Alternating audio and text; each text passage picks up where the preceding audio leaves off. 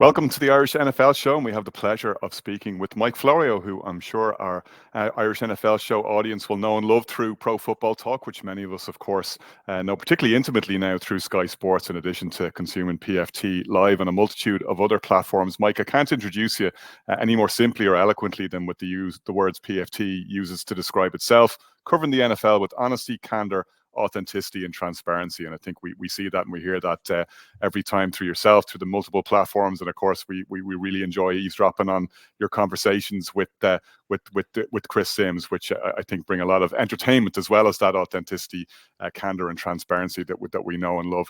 Can we start off though? And it's the appropriate place to start given the time of year that's in it and given the good cause that it's for. And we're talking about On Our Way Home, the book which you've described as a Christmas story, a ghost story, and one which lands at the intersection between A Christmas Carol and It's a Wonderful Life. That's a pretty good pitch right there. But tell us, why did you write it, and what did it mean to you to tell this story? Well, it's funny too, and I appreciate that very much. It's great to be with you guys. It's great to have a chance to talk to your audience. Someone recently cited back to me the pitch premised on finding a spot at the intersection of A Christmas Carol and It's a Wonderful Life, and accurately observed, that's pretty rarefied air you're trying to inject yourself into. And my response to that was, what am I supposed to say? It sucks. Don't buy it. You got to try to sell here. We're trying to sell here. So it's an idea that I had carried around for 10 or 15 years. It would come to me every December during the holidays, just this general idea. One of these days, I'll sit down and write this. I write all the time. I write about pro football all the time. I know how to get to a keyboard and just go, go, go, go, go. One of these days, I'll do it. And then January comes along, holidays end, you move on, and I'd forget about it. The idea kept coming back every year, and I'd forget about it every January. Once I started writing fiction during the pandemic when there was nothing else to do, and I recognized I've got the capacity to create a lot of written content, whether it's good or not isn't for me to decide, but I've got the capacity to do it and I enjoy it. It balances out what I do by day, take a couple of hours by night when I have the opportunity to do so. A December rolled around 2 years ago. The idea came back to me as it had every year. And I finally said, you know what? Let's go. Let's do this thing. And basically between Thanksgiving and New Year's, I had it done. And last year we posted it on the website for free as kind of an advent calendar, one chapter per day from Thanksgiving until Christmas. This year I thought, let's go ahead and make it available. Find a good cause to support. Don't care about the money, just want people to read the story. I think it heightens the overall holiday experience. For a lot of people, it becomes a beneficial tool, I hope.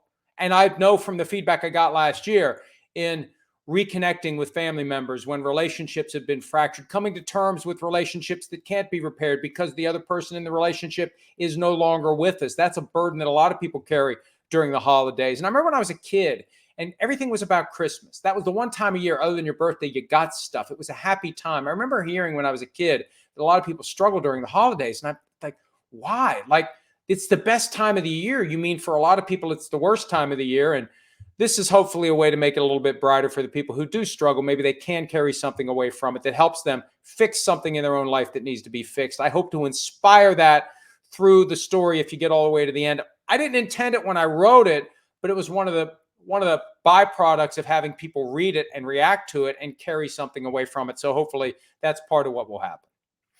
And Mike, tell us, for people who are watching or listening, where can they get it? And tell us a little bit about the cause that it goes to benefit, because it's one that's both literally and metaphorically close to home for you.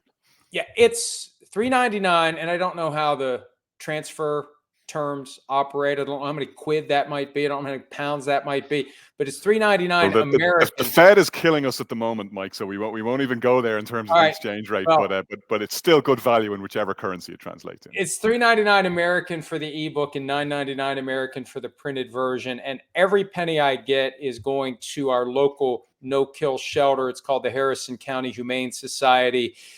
And I'm just giving everything, like up to the first 10,000 American that I get. I'm not even worried about playing the game where after taxes, I'll just pay the taxes on it separately. I don't care. I want to raise as much money as I can for that cause. And I want to get as many copies of the book as I can into the hands of people who might look at it, say, hey, this looks interesting, start reading it, keep reading it, finish it.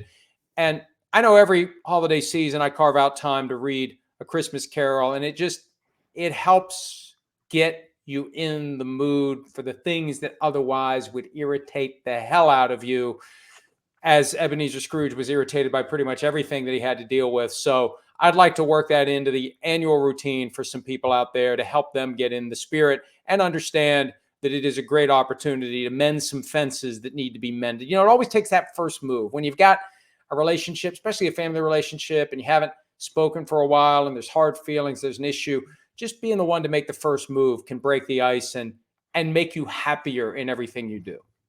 Very much so, Mike. And look, best of luck, continued success with it. And we hope that we can encourage some people on this side of the Atlantic to get behind that good cause and get a copy of the book along the way. Let's talk football, though, and forgive me to succumbing to recency bias here, but I wanted to maybe start by getting into the ramifications of that Monday night game between the Bengals and the Jags, which we're still digesting. And it's one that could have some really interesting implications from here on forward, depending on how severe that injury to Trevor Lawrence is.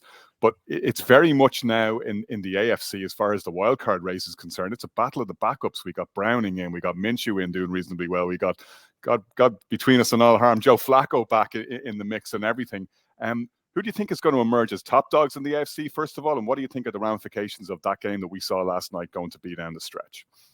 Well, ramifications both at the top and at the bottom, because the Jaguars were in great position to compete for and potentially capture the number one overall seed in the AFC. And they still could. They've got the Browns and the Ravens the next 2 weeks. Ravens will be on Sunday Night Football coming up week 15. Final 3 games of the year, easier, relatively speaking, for the Jaguars. But when you're a game back now of the Ravens and the Dolphins, can you catch them?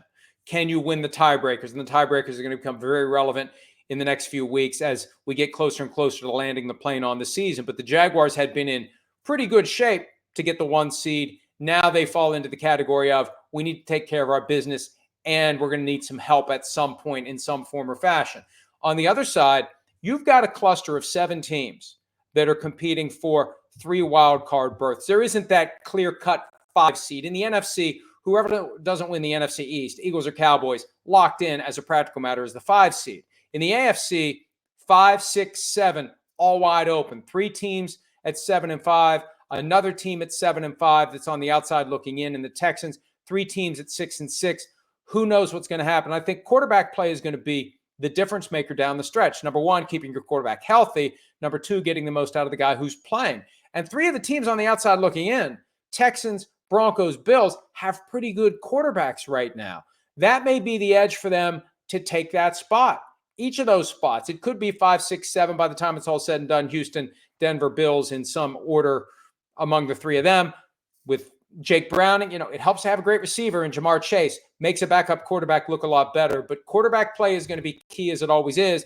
Keeping your quarterback healthy is going to be critical. And maybe those teams that still have their starting quarterbacks, Houston, Denver, Buffalo, will be the teams that end up maybe 2 or all 3 of them getting in. And on the top end, before, sorry, Brian, I'll eventually display a little bit of the generosity of the season and stop hogging the mic here. But just as you refer to quarterback play, at the other end, quarterback that we might have had some concerns about going into the season, Tua has been lighting it up with the Dolphins. Tyreek Hill, his teammate there, really lobbying hard for Tua as MVP. Can we believe in the Dolphins as the weather gets cold? Well, if they capture the 1 seed and don't have to leave Miami for the postseason, yes, we're still waiting for them to win a game against a good team. They've got a Christmas Eve game against Dallas in Miami that's coming up that will be a test as to whether or not they're ready to compete in the postseason. But if they could get the 1 seed, and instead of having to go to Baltimore or go to Kansas City or Baltimore has to come to them, that makes a difference. But we need to believe that they can do what they've been doing against a great team. And Tyreek Hill is just playing this whole Tua thing perfectly. Tua is a guy that needs to be propped up. And previously, the Dolphins weren't doing a lot of propping him up before Mike McDaniel arrived as head coach. And I think that Tyreek knows deep down, and this is a sign of his maturity as an older player in the NFL, people are going to vote for him for MVP, whether he's saying vote for me or not. He's more concerned about having the right relationship with his quarterback. I think he's more valuable to the Dolphins than Tua is.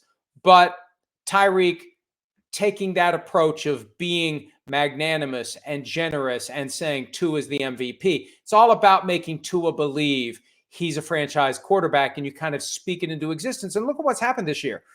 Most of the quarterbacks have had some injury issue at some point. Tua is one of the very few that can say there's been nothing all year long that has limited him in any way. Mike, and you spoke about fractured relationships earlier on. I suppose the New York Jets right now are a fractured relationship in terms of the storylines over the past 24 hours that Zach Wilson is refusing to go back on the field. We've had people speculating that if it wasn't for Aaron Rodgers, Hackett would no longer be there as the offensive coordinator. So where do you see this season playing out in the sense of, do you think Woody Johnson will recognize what's gone wrong this season and give the coaching staff another opportunity, or do you think there's potential firings? Well, as one of my good friends, Dan Katz from Barstool, who goes by the moniker Big Cat, likes to say, dysfunctional teams do dysfunctional things. So to those of us on the outside who are capable most of the time of rational, reasonable thought, you would look at the Jet situation and say, okay, this all got derailed when Aaron Rodgers was injured. And everything we've seen is a byproduct of having everything set up for Rodgers, and then we have to pivot to lesser backups. Zach Wilson didn't pan out again. Tim Boyle, what did we expect from him? Trevor Siemian, he's at the point, frankly, where he shouldn't be in the NFL anymore. He's made his money. He's won a Super Bowl ring. He was third string with the Broncos back in 2015. Why is he even on the team? Why wasn't Joe Flacco brought back, who looked pretty damn good in his debut with the Browns and may be the guy who carries it the rest of the way in Cleveland? So what needs to happen is, sooner than later, Aaron Rodgers needs to come out and say unequivocally, I'll be back next year. Woody Johnson needs to come out and say unequivocally, Aaron will be back. Robert Saleh will be back. Nathaniel Hackett will be back. The GM, Joe Douglas, will be back. We're going to do next year what we wanted to do this year. Because if they let the way things have gone haywire this year create an urgency to make changes that don't really need to be made, they make it harder next year. I mean, who are they going to hire to be the head coach next year? Who's going to want that job? There's no friend of Aaron Rodgers floating around out there waiting to be a head coach. This was all set up to be successful in 2023. The sooner they say, we're running it back, we're reloading the cannon, we're going to try to do next year what we tried to do this year and maybe have a better backup quarterback around and maybe sign fewer of Aaron Rodgers' friends. I mean, at some point they need to sit down with him and say, you're a great quarterback, you're a bad GM. You can have a seat at the table, but we're not going to sign your friends and family members to come join the team just because it makes you more comfortable. They need to be a little tougher with him on that, but they should. Whether or not they'll do it, different issue. But they should take the position and make sure the fans understand we're doing next year what we were going to do this year. And if you were excited about this year, you should be excited about next year. Mike, in terms of one of the games we saw on Sunday, that 6-0 game between the Chargers and the Patriots, not a scoreline you expect to see in the modern NFL, something of a throwback in some ways. What does that tell us about where the Patriots are, where Bill Belichick's going to end up out of all of this, and what should we expect between now and the end of the season and indeed postseason? Great stat this week. The Patriots, the first team since the 1938 Chicago Cardinals to go 3 straight games allowing 10 points or fewer and losing every single one of them. Defense is fine. Offense is abysmal. I think that we're at the point where it's almost inevitable there's going to be a divorce at the end of the season. The question is, what form does it take between Belichick and owner Robert Kraft? Is it a firing? Is it a resignation? Is it a mutual parting? Is it a trade where Belichick goes to another team in exchange for some sort of compensation? Remember back in 2000, the Patriots essentially traded with the Jets for Bill Belichick, who was the coach of the Jets for like one day before he wrote on a cocktail napkin, I hereby resign as HC of the NYJ. So maybe the Patriots want to get something from one of these other teams that would want him. From my perspective, who wants him at this point? I think there's a lot of factors that go into this. What guardrails do you put on his personnel authority? Do you tell him you have to go out and get Scott Pioli to join you, your former VP of player personnel who was with you when the Patriots won their first 3 Super Bowls? Or you got to find a way to get Nick Caserio away from the Texans. Good luck with that. He was the guy who was in that job when the Patriots won their second 3. The guy who was there all along, though, was Tom Brady. Without him, without a great quarterback, what is Bill Belichick going to do? So I just don't know how much excitement he's going to bring to a new city. I think there will be a team out there that wants him, that is willing to give it a try to see what they can do. But it all comes down to what the label is and whether or not the Patriots just let him go or whether or not the Patriots try to finagle this so they get something in return. This happened with Sean Payton last year with the Broncos and the Saints. They were trying to negotiate some sort of compensation for the Saints after Sean Payton had sat out for a year and the Saints still had his contractual rights. If the team that holds the guy's rights drives too hard of a bargain, all the coach has to say is, fine, I'll come back and work. I'll come back. What are you going to do? What are you going to do? Are you going to bring me back? Or are you going to just fire me and then I can go without compensation? So I'd like to think if there is a team out there that wants him, they work out something reasonable. But that's one of the big things we're going to find out. We're going to find it out soon. Who is ready out there, willing and able to hire Bill Belichick, pay Bill Belichick, and apply appropriate safeguards to how much influence he has over personnel? Is there, do you think, a Mike Vrabel-shaped hole in this jigsaw puzzle? If, for whatever reason, Vrabel and the Titans decide to part ways, we know going right back to the A.J. Brown trade, that did not go over well with Vrabel. Things haven't been great there in Tennessee this season. Seems like the ideal candidate to go in and replace Belichick, right? If it worked out that way, that might be 3 moves in 3D chess too far. Well, I had someone that has been involved in the NFL for a very long time, unsolicited, on the 4th of July, email me, and excuse me, I have to cough. Don't have a cough button down here. I have a cough button upstairs in my studio, but not down here. I apologize for that. But I had an email, 4th of July, pointing out something to watch, not a report, no inside information, but Mike Vrabel as a Patriots head coach. They put him in the team Hall of Fame this year. He played there. He never coached there. This is a way to stay connected to the past, but also have a break from the Patriot way. There's been a presumption that Gerard Mayo will be the next head coach of the Patriots, but no one expected it to crash the way that it has. It almost taints everybody on the staff and compels Robert Kraft to go outside the building altogether. Vrabel would make sense. Now, would the Titans let him go? What compensation would they want? The Titans may welcome a change at this point. It's been so bad this year and last year. And he seems exasperated at times. It does go back to that A.J. Brown trade when we saw him in the draft room. He was looking like he was doing everything he could to restrain himself from losing his mind that day. And I think he's been frustrated with personnel generally. I don't know that, but just the signs and the signals. Would he want to go back to New England? Maybe he would. But, the other problem in New England, the cupboard is bare right now. They may end up with one of the top picks in the draft. Right now, they'd be second overall. But there's a lot of work that needs to be done to rebuild that roster, and that could make the job less attractive. Following Bill Belichick could make it less attractive. It's almost, the fact that they've stunk this year and weren't great post-Brady, maybe it makes it a little easier for someone to follow Belichick because it's not like you're stepping in immediately after he wins his 6th Super Bowl. The 5 years since then have not been great, and it does make it a little bit less of a challenge to follow one of the all-time greats. Mike, last year Jim Irsay was the meddling owner with the Colsons. This year it seems to be Dave Tepper, and obviously he's relieved Frank Reich of his duties. Do you think come the off-season there'll be certain coaches that are kind of skeptical about potentially putting themselves forward for that head coaching position because of the nature of how the owner has kind of ran things over the course of the last 12 months? The reaction last week when people like me started to say good luck hiring another coach when you fired 2 in 2 years and you don't even let Frank Reich finish his first season. And by all appearances, this is a very involved owner. He made it clear during his press conference last Tuesday, he's very involved. He reserves the right to veto everyone in the room, all of his football people who have spent their lives in the sport, who have opinions that are shaped by what they do all the time. Barnstorming in comes David Tepper and says, nah, I'll do it my own way. Do you really want to work for that guy? The response to that is, well, there's only 32 of these jobs. You're right, but if there are other jobs vacant and you have choices, you're going to choose those jobs over the Panthers job. And you may have some coaches who say, I'll just wait a year. Because think about it.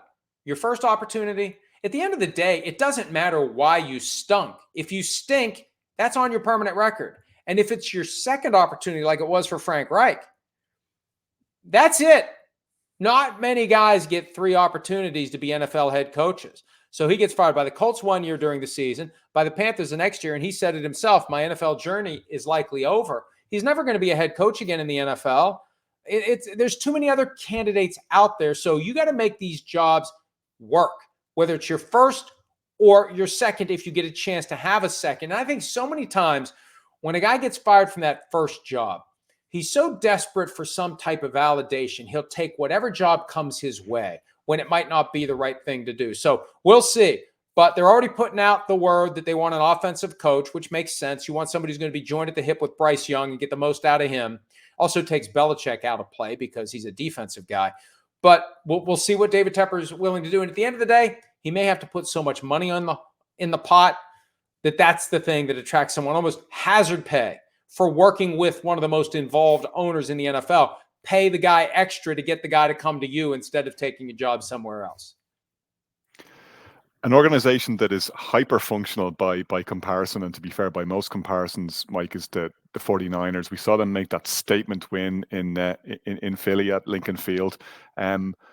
Following up from the disappointment of last season's NFC Championship game, how do you think that affects the shakeout now on the NFC side? Bearing in mind, of course, we've still got that one more heavyweight clash, Philadelphia and the Cowboys coming up this Sunday, that will have serious bearing here. But it's shaping up nicely there.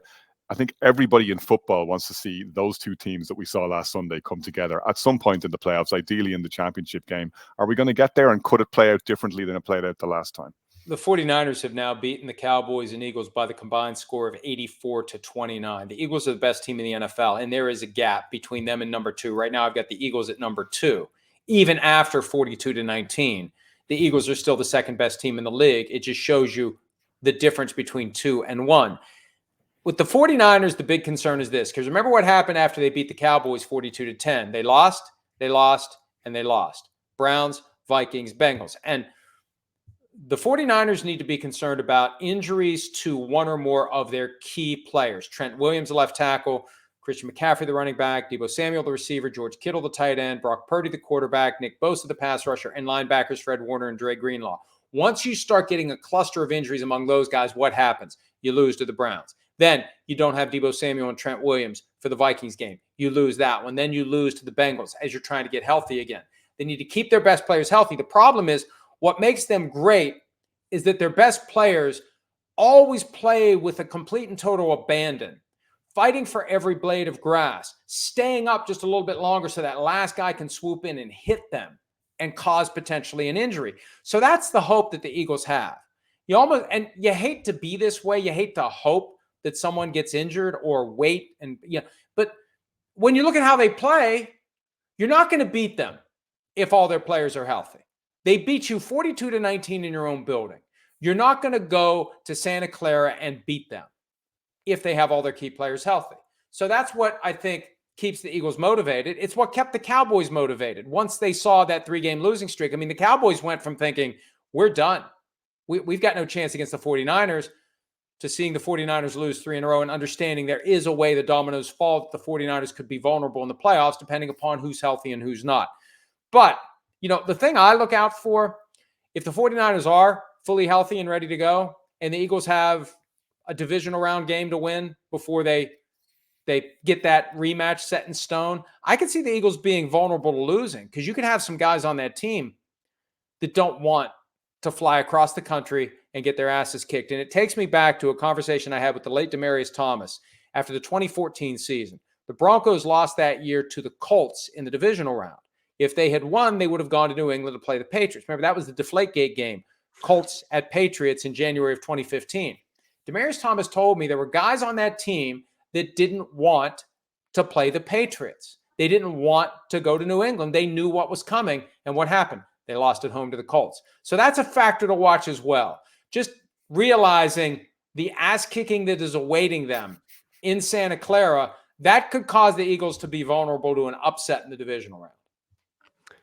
Mike, I just wanted to talk about the game globally. Obviously, when we last had you on, we were, I suppose, just hearing the news on the change in terms of Munich to Frankfurt. And it looks like we're going to go back to Munich next year, potentially a game to be confirmed in Spain.